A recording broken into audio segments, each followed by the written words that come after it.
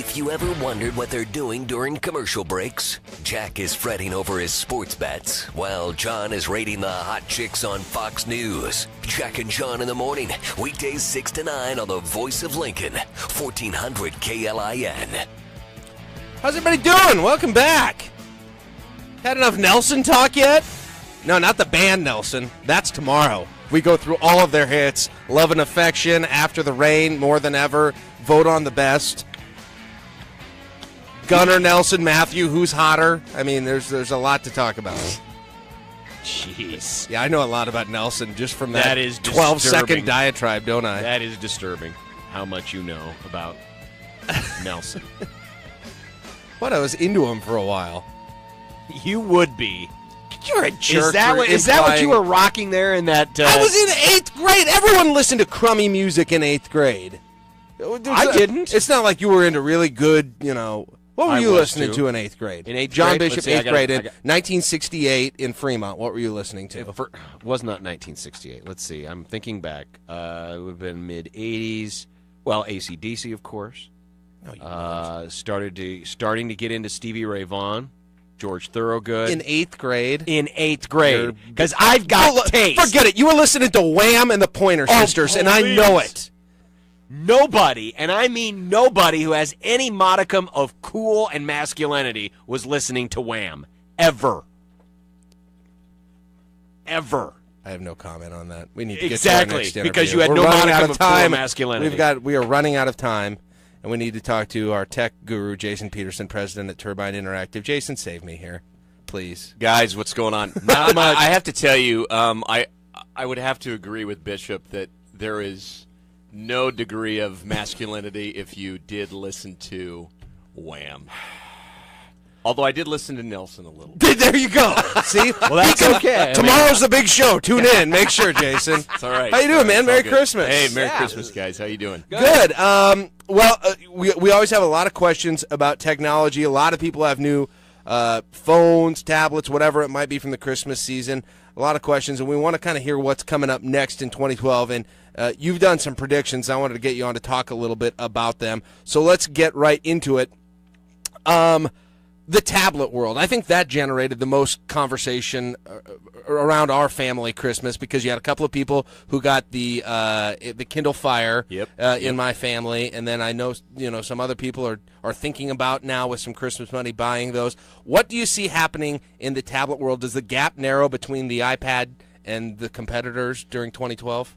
It's a great question. I would say that the stat I read was this Christmas 30% of all tech gadgets purchased were tablets. Really? 30%? 30%.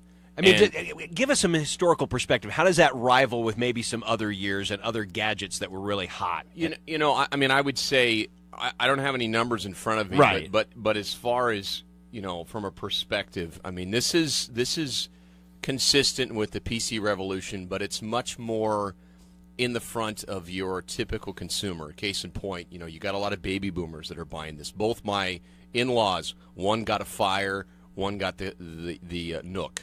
Okay, so a lot of it has to do, and this is what I keep telling people, is this is the day and age of content. I mean, you guys are a content-generated station, so people want to consume content in a convenient fashion. So that's part of the reason why this whole tablet thing is taking off. But to your point, I mean, I think that the big one of my predictions is, for a lot of us that clearly browse the internet and use the internet, sites are going to have to get their moxie on and figure out how to support and make it look good on a tablet. Right. So that's one of the things, a prediction I have, is as this tablet usage goes way up and more people are using the smartphones, you're going to have to start as a company making it easier to make that experience better. Isn't that already happening to some degree, I guess, with phones and mobile sites over the last few years where companies have had to be thinking about it? Or you think it'll be more defined this year than it has? I think it's more defined this year. I mean, you'd be amazed. In all the sites that we design, I would say probably less than 1 out of every 10 are willing to invest in that. But now the statistics of people, I mean, again, the other statistic I saw was that, what was it, 7%. I mean, there was this crazy amount of purchases with all the gift cards and stuff like that. 7% were made on iPads on Christmas Day. So you can't ignore it. Yeah. No. So that's kind of part of it is I think that it's evolving the way we experience. So I think you're right. I think it's, to me, this is, I mean, last year was, I think the iPad was getting the majority of the press and stuff. I think it's going to really beef up even more this year. I think you're going to see this be more mass adoption year as far as everybody getting a tablet. Jason, you mentioned designing websites, and I realize it may be a very narrow question because not everyone out there is interested in designing a website, but small businesses or people that want to get online, make their products available online. Yep. How difficult is it now? Because you've got the traditional website that goes on your traditional computer. You've got the mobile sites that fit these smartphones. Now you've got to try to fit a tablet. Is there something out there that can be easily integrated so that you can design one and it'll take care of all three? And the short answer is yes, if you design it the right way. So I tell people it's kind of like skinning it. So at the end of the day, if you have a site where your content is kind of in its own repository, you can put different skins to make it look correctly on different sizes. So that's the key. If you don't design it that way, then you're making 3 sites, and that's just stupid. But, I mean, even the other thing that's emerged, and this is kind of off tangent, is you've seen some e-commerce sites now support inside of Facebook. So now you can do e-commerce inside of Facebook as well. Wow. So a lot of it is just making smart decisions. There's like umpteen million ways to build a website. You just got to make sure you pick the right technology so that it scales. I mean, that's the challenge for a lot of business owners is where can I get the most bang for my buck? Jason Peterson, our guest from Turbine Interactive, our tech guru. Before we get off tablets, I do want to talk about the market, though. Yes. I remember we talked about a month ago. You thought the Kindle Fire was probably the biggest competitor the iPad has. Do you still see it that way going into 2012? I think that right now Amazon is still positioned. I mean, they have not released their numbers, but it's sick. It has been widely adopted. It's been tremendously successful. It's $200. It's $200, guys. It's half the price of the iPad. I mean, it's a loss leader. I mean, at the end of the day, Amazon's betting on all the content they're going to sell. That's what they're doing, and it's a smart strategy. I mean, Amazon is they've lived in the virtual world for this entire time of the internet. So, I think that right now, because Microsoft is kind of poking around, and it's good grief. I've read that they're not even going to have any sort of like new tablet technology for another year. So they're going to be very late to the game. It's kind of like the Windows phones. They've really struggled. They're a decent product, but there's not a lot of adoption. My other prediction, this is off tangent, is I think BlackBerry is going to get acquired. I don't think BlackBerry is going to stick around as a isolated. The guys that are running that company up in Canada, man, they are just driving that sucker into the ground. So for those that have BlackBerries, that is crazy. I know, guys. I mean, I was a diehard BlackBerry guy. We were too, yeah. They are tripping over their own 2 feet every time you look in the news, whether it's outages, different issues, problems. They still make some decent products, but the problem is they're not keeping up. So I think Microsoft will acquire BlackBerry. Could that be a marriage that improves both of them? Because Microsoft has lagged behind on the Windows phones. That's correct. BlackBerry's worked on the phones, but has probably made some questionable business decisions. Do you think that could work? I think so. I mean, I think because for those that do use BlackBerry, it fits nicely with the whole Microsoft Exchange environment.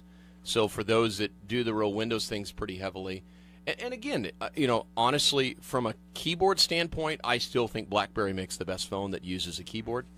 But definitely, I think that's something to kind of watch for is what happens to BlackBerry.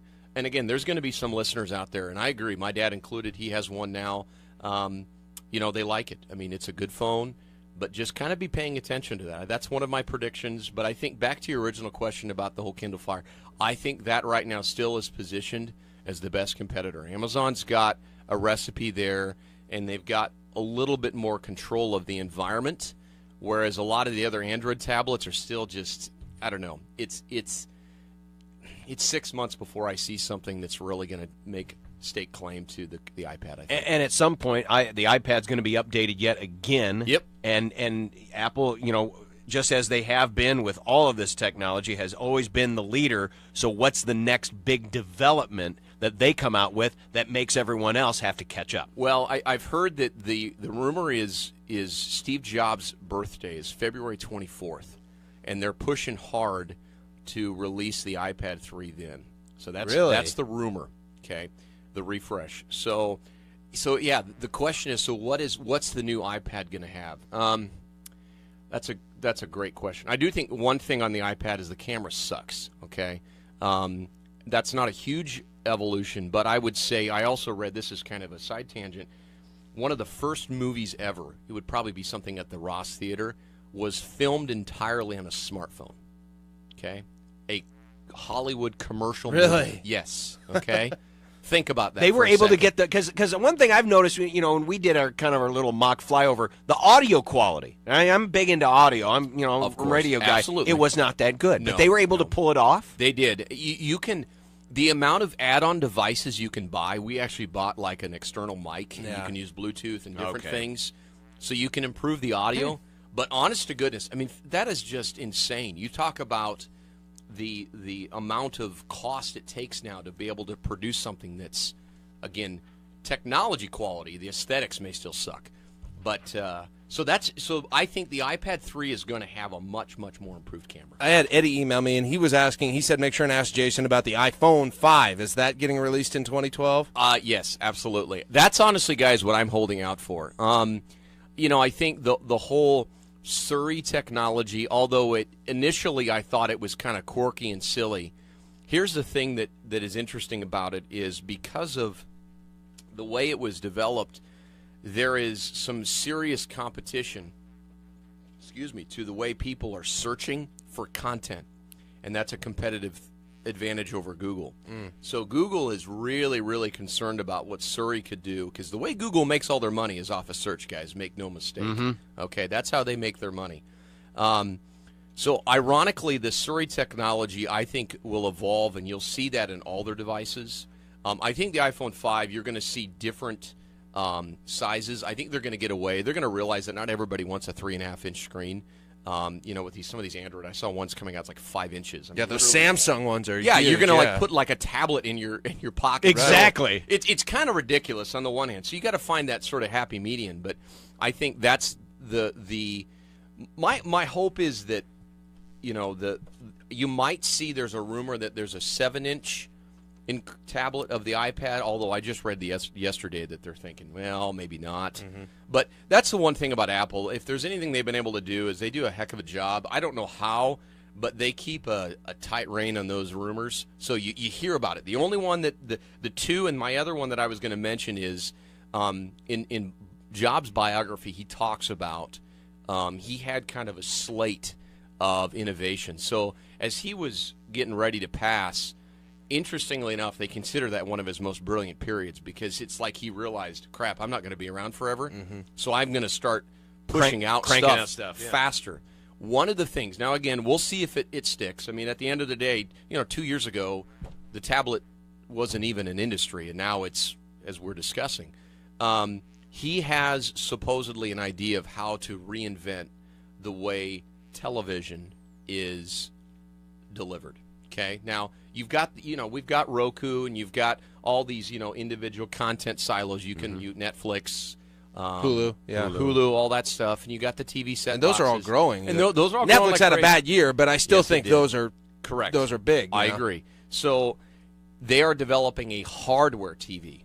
Okay, so it's an actual physical TV. Now, the details of how that changes things. So again, think of Apple's philosophy of how they wrap everything together in one umbrella, try to make it simple. So they've had the iTunes Store, they have the delivery mechanism. The thing that Apple's been able to do better than anybody else is they've been able to make deals with these big, large media brokers and media companies. So watch out for this Apple TV thing. Is they released some stuff yesterday, and very much you're going to probably see some sort of hardware television in addition to the little set-top box Apple TV device this year. So that's another big thing to watch for. I figured something like that was coming soon, and the more we hear, the more that sounds likely. Well, all kinds of interesting stuff, Jason. We could go further into it, but we're short on time. We'll have you on again in 2012. Good, check on some more topics. Hey, thanks so much, man. If folks have questions also for Jason, shoot us an email. If you've got questions about tech, tablets, whatever, those sorts of things, we'd be glad to ask of him as he comes on in the future. So, Jason, from Turbine Interactive, we always appreciate it. We'll talk to you again, man. Thanks, guys. Thank you. Thanks for having me on.